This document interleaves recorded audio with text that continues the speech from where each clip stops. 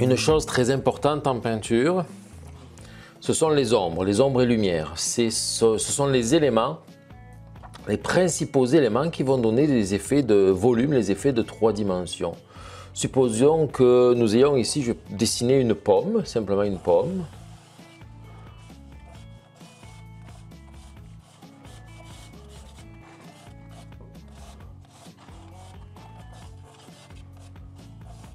Voilà.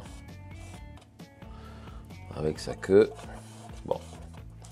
Je vais peindre cette pomme. Supposons que ce soit une pomme jaune par exemple, pour donner des effets d'ombre et de lumière. Je vais prendre un petit peu de...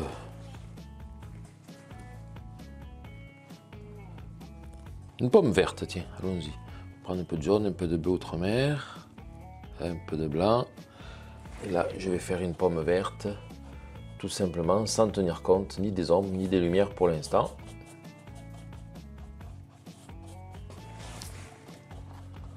On ne regardera pas la qualité du dessin ni de la peinture pour essayer de gagner du temps. Et surtout pour montrer, c'est surtout pour montrer les effets d'ombre et de lumière. Ok, je vais déjà, alors...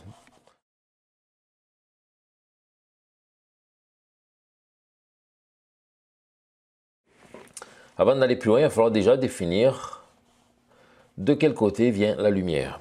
Bon. Nous avons besoin de plusieurs informations. D'une part, d'où vient la lumière. Ensuite de ça, quelle est la couleur de la lumière. Ça, c'est assez important. Donc la lumière, je vais la définir, la dessiner. Tiens, je vais prendre du blanc avec un petit peu de jaune et un petit peu de rouge. Un peu une lumière orangée, si vous voulez. Tiens, comme ça serait un peu comme une lumière d'un soleil de fin de journée. Supposons que la source lumineuse soit ici. Voilà, c'est correct. Ça nous donne une idée un petit peu. On a une direction qui va dans ce sens-là. Ok. Là, je suis sur une toile, donc je suis en 2 dimensions. Mais là, je vois la direction, mais est-ce que cette lumière-là, elle est plutôt derrière ou en avant? Ça pourrait être comme ceci de devant ou en contre-jour. Et là, je vais le déterminer avec l'ombre portée. Est-ce que l'ombre portée, elle va descendre? Si elle descend, si elle vient vers moi, ça veut dire que la lumière, elle est derrière. Si l'ombre portée ici s'en va en arrière, c'est que la lumière, elle est ici, elle est en avant, elle est vers moi. Ok, donc c'est moi qui vais décider où va aller l'ombre, donc d'où vient la lumière. Maintenant, si vous dessinez, si vous peignez d'après une photo, un modèle, selon les ombres qui sont existantes sur votre modèle, vous allez pouvoir voir d'où venait la lumière et la déterminer vraiment. Donc là, maintenant, puisque nous avons la lumière qui vient ici de droite, on va faire l'ombre. L'ombre, maintenant, je peux la faire dedans, à l'intérieur et à l'extérieur. Ça, ce sont les ombres propres. Ici, nous allons avoir l'ombre dans le creux de la pomme. Donc, je vais la faire à droite. Alors, je vais mettre un peu plus de bleu dans ma couleur, juste pour foncer un petit peu le vert, tout simplement. Après, on va parler un peu plus des couleurs des ombres à la suite. Voilà. L'ombre ici est à droite. Elle est à l'intérieur. Et ici, elle est en bas à gauche. Ça, ce sont les ombres propres. Les ombres qui sont sur le fruit lui-même et non pas les ombres portées. Donc là, il y a vraiment une logique à la position et à la disposition des ombres sur n'importe quel objet que l'on peint comme ça. Là, c'est logique. Donc là, j'ai mis l'ombre. Alors là, on parle de couleur tonale. Ok, la couleur propre de l'objet, c'est le vert de pomme. La couleur tonale, ça va être la couleur dans les ombres et la couleur dans la lumière. Et pour la lumière, je vais venir éclaircir beaucoup plus ma teinte ici. Voilà. Je vais mettre de la lumière ici, de la lumière là et de la lumière ici.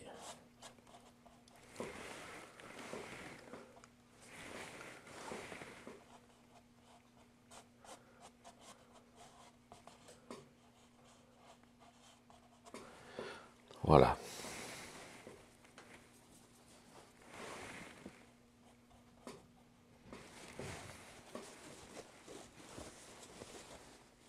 On voit pas trop la différence. Je vais mettre un petit peu plus de blanc encore. Bon. Voilà. Là, ça se voit mieux. C'est un début. Bon. Donc là, nous avons une ombre, une lumière. La source de la lumière, on la voit là. Maintenant, je vais faire l'ombre portée. L'ombre portée qui va être sur la table, finalement, sur le sol.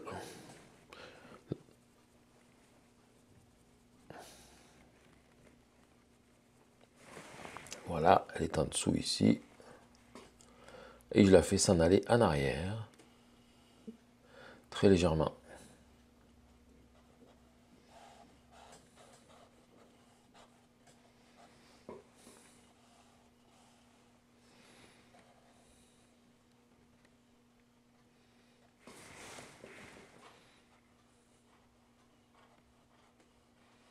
Alors, plus l'ombre va être allongée, plus la lumière va être en bas. Là, je dirais que, vous voyez, je suis un petit peu dans l'axe comme ceci, voilà, vous voyez. Voilà, donc mon ombre part de là et s'en va jusqu'ici. C'est un petit peu dans la logique des choses. J'ai fait une ombre gris foncé, parce que ma table ou mon sol là n'est pas coloré du tout.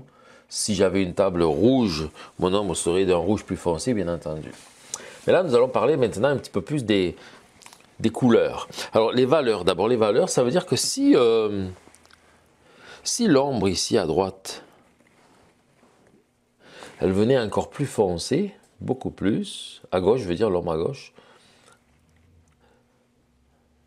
ça voudrait dire que ma lumière est encore plus intense. Donc plus l'ombre est forte et plus elle va être découpée aussi, plus l'intensité de la lumière est forte. Alors si vous faites un objet, un sujet, n'importe quoi en peinture qui n'est pas assez contrasté au niveau des ombres et lumières, eh bien, ça va être plus plat, ça va être moins rond, tout simplement. Donc c'est comme ça qu'on rend un peu les volumes en peinture, c'est en augmentant la force et la puissance des contrastes dans les ombres et lumières.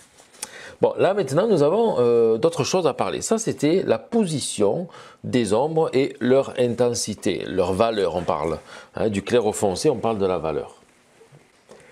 Maintenant on va parler de la couleur de l'ombre. Alors si la pomme est verte, pomme verte, ça veut dire que dans les ombres on pourrait trouver, dans la partie ombragée, un petit peu de rouge, la couleur complémentaire de la pomme elle-même. Il ne faut pas exagérer là, vous voyez c'est une peinture acrylique qui est en train de sécher, fait que je vais remettre un petit peu de vert. Quelques touches de rouge se mélangeant au vert.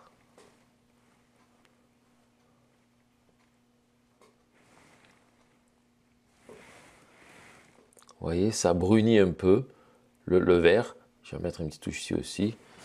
Ça augmente l'intensité du contraste. Pourquoi? Bien parce que le rouge est complémentaire du vert, donc forcément, ça augmente le contraste. Vous voyez, j'y vais comme ça. Ensuite de ça, on doit mettre aussi dans les ombres la couleur complémentaire de la lumière, de la couleur de la lumière. Donc, puisque la lumière est orange, on doit avoir un petit peu de bleu aussi dans nos ombrages. Là, on peut mettre un petit peu de bleu. Et ce bleu, c'est valable aussi pour l'ombre portée.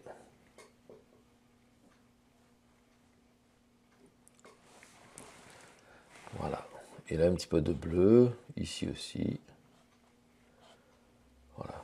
Alors, c'est sûr, c'est assez disgracieux ici parce que ma peinture est en train de sécher, c'est à l'acrylique.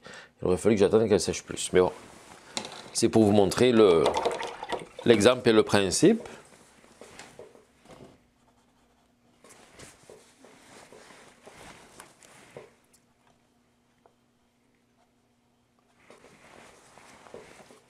Voilà, donc là, ça a beaucoup, vous avez vu, ça a beaucoup foncé l'ombrage, ça a beaucoup augmenté le contraste. C'est assez incroyable comme c'est fort et c'est puissant. Et n'oublions pas qu'il y a aussi souvent des brillances. Alors, une petite tache de blanc ici pour faire briller la pomme.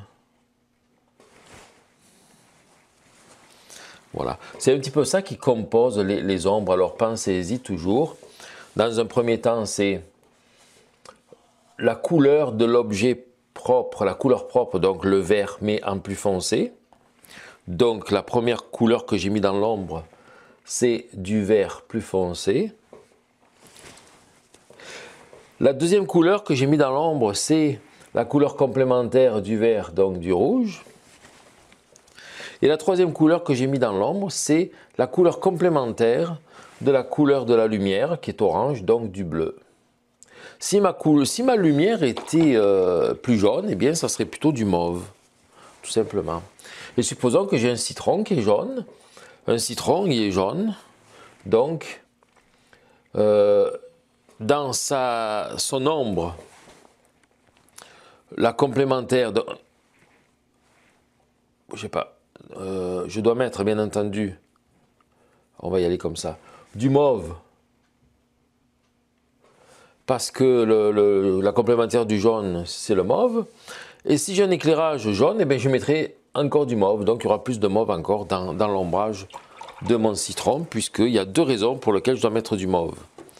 Et quand on le mélange au jaune, ça va foncer, ça va devenir plus gris. Le jaune, j'ai oublié, oui, c'est ça. Le jaune foncé, on pourrait dire, bon, mais c'est un jaune qui a été foncé avec un peu de brun. Voilà, excusez. Alors, la couleur jaune foncé avec du brun. Car là, ce que j'ai oublié au début de dire, c'est qu'ici, c'est ma pomme, ça c'est le couleur vert pomme, tandis que là, c'était le citron, voilà. Le citron, sa couleur propre, sa couleur dans l'ombre, la couleur propre plus foncée, la complémentaire du jaune qui est le mauve qu'on mettrait dans les ombres, plus si j'ai un éclairage jaune, je mettrai encore du mauve. Ici, c'est une pomme verte. Dans l'ombre, j'ai un vert plus foncé. Plus sa complémentaire du vert, c'est le rouge. Et là, elle est éclairée par une lumière orange. Donc, je rajoute du bleu aussi dans son ombre. Voilà. C'est un peu schématique, c'est un peu exagéré ce que j'ai fait ici. Mais le principe est là. C'est à nous après de jouer avec, de donner un petit peu des effets de douceur aussi, bien entendu. Je pourrais revenir avec une autre couche, puis venir adoucir légèrement ici mes contours entre les ombres et lumières, pour donner un peu plus de rondeur à la pomme et la rendre un peu moins forte au niveau des contrastes. Voilà. Ça, c'était pour le principe des ombres et lumières. Donc voilà, et il y a un autre élément aussi qui est important qu'on doit placer lorsqu'on a des ombres et lumières. Donc nous avons la couleur locale de l'objet, nous avons la couleur dans l'ombre, la couleur dans la lumière, ça ce sont les couleurs tonales. Nous avons la couleur de la lumière qui est orangé, qu'on devrait peut-être un petit peu retrouver légèrement aussi dans les lumières. Voilà, je vais aller faire un petit peu d'orange. C'est normal que la couleur de la lumière influence la couleur de l'objet.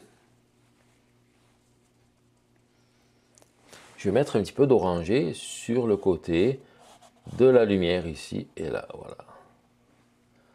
Et à ce moment-là, ça réchauffe, bien entendu, nous avons une lumière chaude, donc on réchauffe un petit peu la lumière. Dans un premier temps, là je vais replacer la brillance, bien sûr, la petite brillance qui est ici, hop.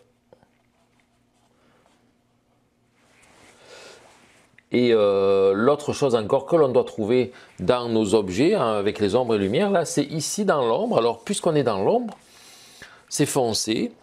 Il peut y avoir des réflexions, les éléments qui sont ici réfléchissent.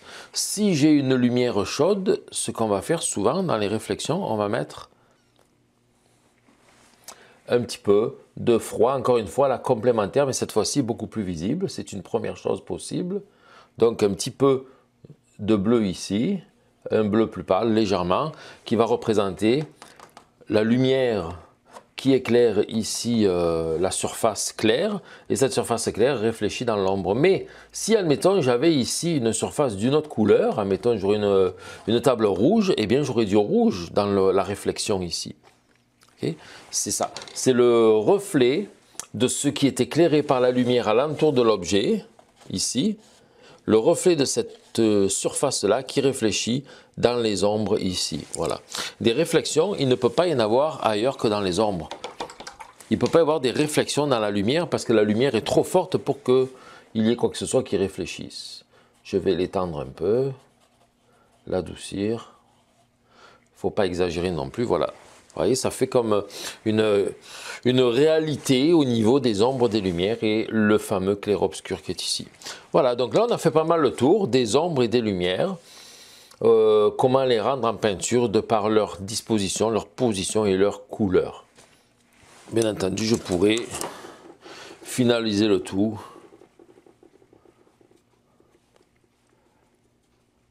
en faisant ici la queue de la pomme.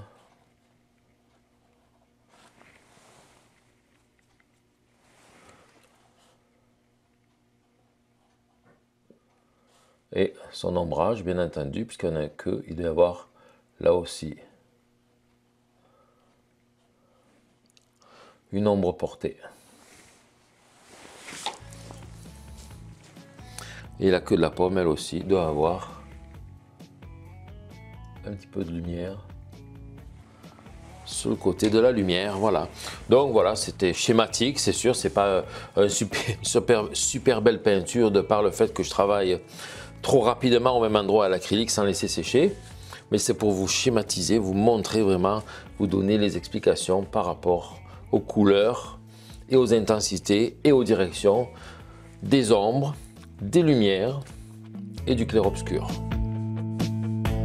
Si vous regardez encore cette vidéo, c'est que vous souhaitez vous aussi améliorer votre façon de peindre et en apprendre encore plus sur les différentes techniques qui vous permettent de progresser rapidement en peinture et de réaliser des tableaux bien sûr de plus en plus beaux et de plus en plus facilement.